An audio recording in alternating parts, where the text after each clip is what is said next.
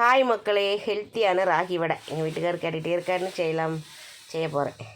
அதுக்கு ஃபஸ்ட்டு ராகி மாவு 1 cup, 2 spoon அரிசி மாவு, அப்புறம் 1 கப்பு பொடிசா நறுக்கின வெங்காயம், முருங்கைக்கீரை, மல்லி இலை, அப்புறம் இஞ்சி பூண்டு, கருவேப்பிலை. இஞ்சி பூண்டு நச்சது அப்படி சொல்லாமல் 1 பச்சை மிளகாய்.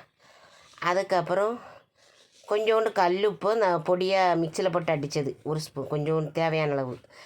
அதுக்கப்புறம் பெருஞ்சீரகம், காயப்பொடி, அப்புறம் பொட்டுக்கடலை, சூடான கடலை எண்ணெய் 1 ஸ்பூன் போட்டு நல்லா லேசாக பெரட்டணும். சூடாக இருக்குல்ல, அதனால் ஸ்பூன் போட்டு பெரட்டிட்டு அதுக்கப்புறம் கை வச்சு நல்லா ஒன்று போல் ஆக்கணும். மாவெல்லாம் ஒன்று போல் ஆக்கிட்டு கொஞ்சம் கொஞ்சமாக தண்ணி தெளித்து இப்போ சப்பாத்தி பதத்துக்கு பிசைஞ்சு எடுக்கணும்.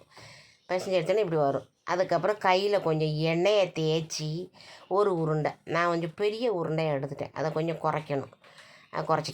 குறைச்சி அதுக்கப்புறமா அது நல்லா தட்டி சூடான எண்ணெயில் மிதமான தீ வைக்கணும். மிதமான தீயில் போட்டு அப்படியே எடுக்கணும் மக்களே. எடுத்தாக்கி சுவையான நல்லா வேக வச்சு எடுக்கணும்.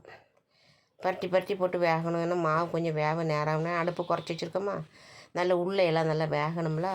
வெந்ததுக்கு அப்புறமா எடுத்தால் சுவையான நல்ல ஹெல்த்தியான ராகி வடை நல்லா பிச்சு பார்த்தோன்னா உங்களுக்கு நல்லா வெந்திருக்கு மக்களே.